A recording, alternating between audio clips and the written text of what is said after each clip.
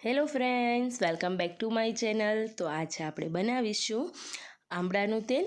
વાળને કાળા, ઘાટા, મજબૂત અને ચમકીલા બનાવવા માટે તેમજ વાળને લગતી દરેક સમસ્યા માટે લોકો આમળાનું તેલ બનાવતા હોય છે અથવા તો માર્કેટમાંથી રેડી લાવતા હોય છે.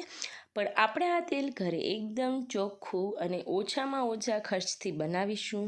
સાથે સાથે દરેક ઇન્ગ્રીડિયન્ટ્સ આપણે કેટલા પ્રમાણમાં લેવાના છે તે જોશું. વિડીયો એન્ડ સુધી જોઈ સારો લાગે તો સબસ્ક્રાઈબ કરવાનું નહીં ચૂકતા. તો અત્યારે આ તેલને બનાવવા માટે કોપરેલ તેલ, તલનું તેલ કે બીજી કઈ વસ્તુઓ લેવાની, કેટલા પ્રમાણમાં લેવાની અને કેટલા ગ્રામ તેલ હોય તો આમળા વજનથી કેટલા લેશું તે બધું આ વિડીયોમાં આપણે જોશું. તો ચલો શરૂ કરીએ. અહીંયા મેં 250 ગ્રામ જેટલા આમળા લીધેલા છે.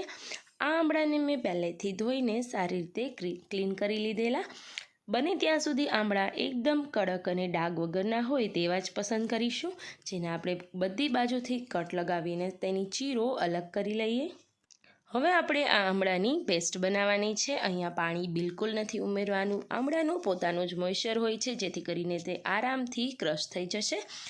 અહીંયા આમળા મેં ઝીણા સમારેલા, જેથી કરીને પેસ્ટ બનાવવામાં મિક્સરમાં બિલકુલ વાર નહીં લાગે. અહીંયા ટોટલ 250 ગ્રામ જેટલા આમળાને 1 બાય 1 મેં મિક્સર જારમાં ઉમેરીને સરસ રીતના પેસ્ટ બનાવી લીધેલી.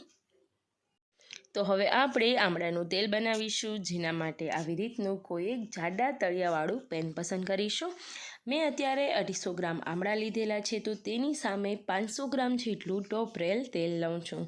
ફ્રેન્ડ્સ, ટોપરેલ તેલ એટલે કે કોકોનટ ઓઇલ જે હોય છે તેની તાસીર એકદમ ઠંડી હોય છે. તો જો તમે આ તેલ સ્પેસિફિકલી ઉનાળા માટે બનાવતા હોય તો આની સામે તલનું તેલ 100 ગ્રામ જેટલું લઈ શકાય. એટલે 500 ગ્રામ ટોપરેલ તેલ અને 100 ગ્રામ તલનું તેલ.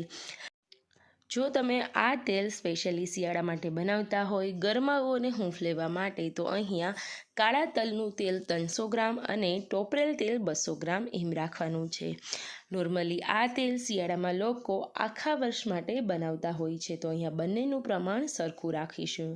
હવે ટોપરેલ તેલની સામે હું અહીંયા 100 ગ્રામ જેટલું એરંડિયું લઈશ.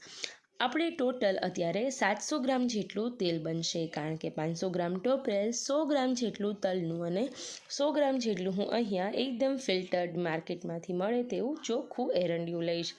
ત્યારબાદ 100 ગ્રામ જેટલું હું અહીંયા કાળા તલનું તેલ ઉમેરીશ. હવે બંને વસ્તુને આપણે સારી રીતે મિક્સ કરી લઈશું. નોર્મલી ફ્રેન્ડ્સ, આ તેલ બનાવતી વખતે તમે મેથીના દાણા ઉમેરશો તો વાળમાં જે ખોડો થતો હોય, ફંગસ થતી હોય કે સ્કેલ્પને રિલેટેડ કોઈ પણ પ્રોબ્લેમ હોય તે ફટાફટથી દૂર થશે. ઘણા ઘરોમાં આજકાલ જોવા મળે છે કે લોકો મેથીના દાણા તેલની બોટલ હોય તેમાં જ ઉમેરી દે છે કાચા, જેના લીધે મેથીના દાણા રેગ્યુલરલી તમારા તેલમાં મોઇશ્ચર છોડશે અને એના લીધે તેનો ફાયદો થશે. ત્રીજી અને મોસ્ટ ઇમ્પોર્ટન્ટ વસ્તુ છે બદામનું તેલ. જો તમારા ઘરે બદામનું તેલ અવેલેબલ ના હોય તો તમે અહીંયા 15થી 20 ટુકડા બદામના ક્રશ કરીને ઉમેરી શકો છો. મારી પાસે ઓલરેડી બદામનું તેલ અવેલેબલ હતું, એટલે 30થી 40 ગ્રામ જેટલું હું અહીંયા બદામનું તેલ ઉમેરીશ. બદામના તેલના લીધે વાળ છે એ એકદમ મજબૂત બને છે. તો હવે આ બધી વસ્તુ ઉમેરાઈ ગઈ છે. આપણું તેલ પણ થોડું એવું ગરમ થઈ ગયું છે. તો મેઇન જે આપણી વસ્તુ છે તે છે આમળાનું આ પેસ્ટ. તેને હું અહીંયા ઉમેરી દઈશ. તમે જુઓ છો એ રીતે મેં એકસાથે બધી પેસ્ટને ઉમેરી દીધેલી અને હવે વ્યવસ્થિત રીતના આપણે તેને હલાવી લઈશું.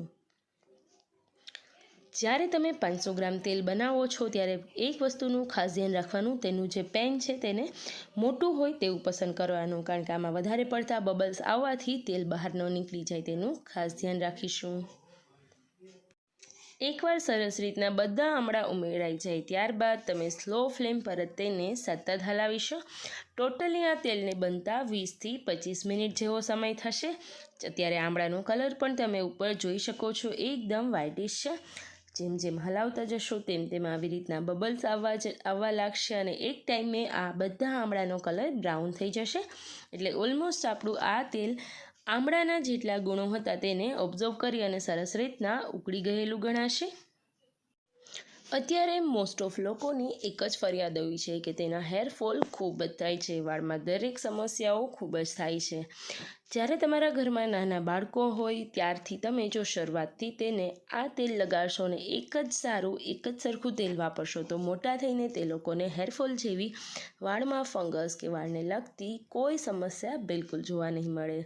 તો નાના બાળકોના મમ્મીઓ આ વિડીયો જોઈ બીજાને શેર જરૂરથી કરજો. અને હા, એકવાર આ શિયાળામાં આ તેલ ઘરે જરૂરથી બનાવજો અને તમારા ફીડબેક મારી સાથે શેર કરજો. હવે અહીંયા આપણા આમળા ખૂબ જ સરસ રીતના ઉકળી ગયા છે, તો તેને આપણે સ્લો ફ્લેમ પર 2 થી 3 મિનિટ હલાવી અને પછી ગેસની ફ્લેમને બંધ કરી દઈશું. અહીંયા આમળાના તેલને ઠરતા મિનિમમ 1 કલાક જેવો સમય લાગશે.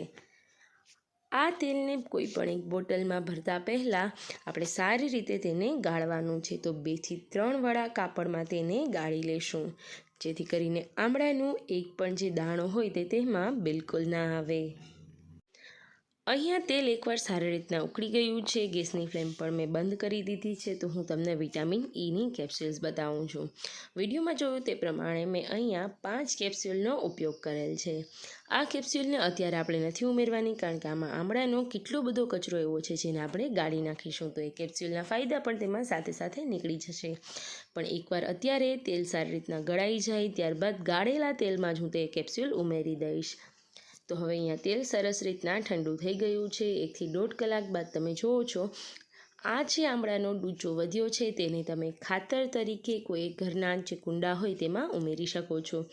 ધૂપ કરતી વખતે પણ તેમાં ઉમેરવાથી જે મચ્છર હોય છે કે ઘરમાં કોઈ એક નેગેટિવ વાઇબ્સ પણ હોય તે દૂર થાય છે અને તેની સ્મેલ ખૂબ જ સરસ આવે છે. હવે અહીંયા મેં તેલને સારી રીતે 2 થી 3 વડા કપડામાં ગાળી લીધેલું. તો તૈયાર છે આપણું અસંખ્ય ફાયદાઓ આપતું આમળાનું તેલ. વિડીયો સારો લાગ્યો હોય અને ચેનલ પર નવા હોય, હજી સુધી સબસ્ક્રાઈબ ના કરી હોય તો ફટાફટથી કરી દેજો. Thank you.